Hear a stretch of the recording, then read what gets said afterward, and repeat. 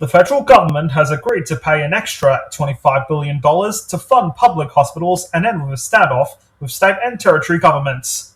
The respective governments have been locked up in protracted negotiations over the 5-year public hospital agreement. Prime Minister Anthony Albanese says the states and territories will in return play a greater role in providing disability support services to reduce pressure on the NDIS. Let's talk about what's happening right after this.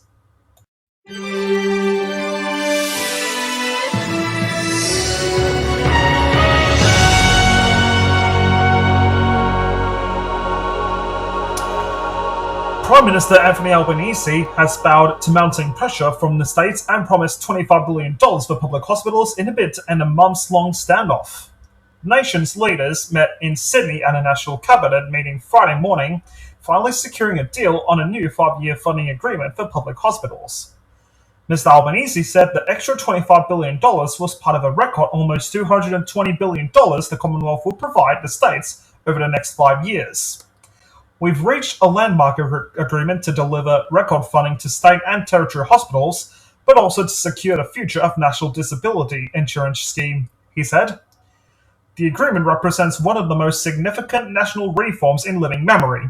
These reforms will ensure Australians continue to access world-class healthcare as well as disability support. New South Wales Premier Chris Minns said the deal showed that challenges over rising costs in the hospital system were to be met by a combined effort for both state and federal governments. But he said an injection of funding would not provide a quick fix, particularly given pervasive shortages in aged and disability care.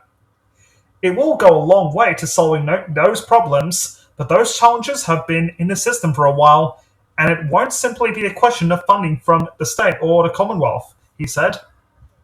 For months, the Albanese government has been locked in strained and protracted negotiations over the next 5-year public hospital funding agreement, with the ABC revealing the Prime Minister had written to the Premiers and Chief Ministers in September, telling them to rein in hospital spending growth if they wanted a funding commitment made over 2 years ago implemented. But there had been a sense of urgency among governments to get the deal over the line ahead of Friday's meeting with the South Australian government in caretaker mode from February 21st ahead of the state election.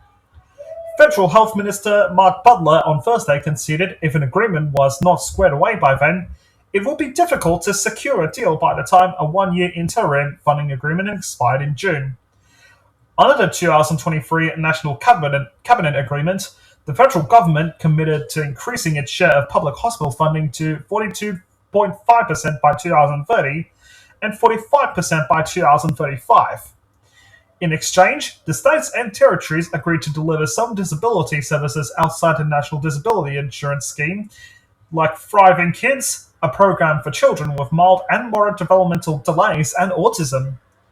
Mr. Butler said today that the start date originally slated for July the 1st may be pushed back by several months after the states and territories requested more time.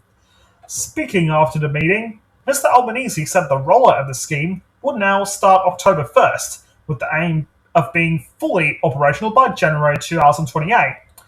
He also said National Cabinet agreed to work towards an annual growth target of 6% or less, down from the current target of 8%. The states put us to the possibility of a short delay in the full implementation of Thriving Kids. But Thriving Kids will start from this year, and the full implementation will be completed on the 1st of January 2028. We agreed to that proposal. It was reasonable, so that we get this right. It is a positive move. The government reiterated that families on the NDIS would remain part of the scheme until the Thriving Kids program was rolled out. Autism Australia CEO Nicole Rogerson said the lengthy negotiations had been unsettling for the autism community, which was nervous about what the proposed changes would ultimately mean for them. Everybody needs to put on their big boy pants and get on with it, she said. The entire autism community is so over this. It's kind of like hurry up and then do nothing. The fact these two things were tied together. I said that was problematic in 2023. Here we are. It's so frustrating. Another sticking point has been the Commonwealth's willingness to fund public hospital growth, which is cut at 6.5% per year. In 2023, National Cabinet agreed that it would be replaced with a more generous approach, and under the offer now on the table, the cap will settle at 8% in the medium term after 10.25% in the first year. Tensions boiled over before Christmas when the Prime Minister was labelled a Grinch for adding an extra $1 billion to the Commonwealth's existing offer to lift its contribution by $20 billion over 5 years.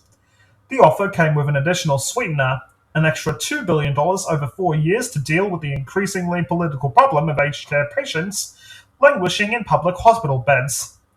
Those patients are medically fit for discharge but stuck in hospital while waiting for a federal government residential aged care bed.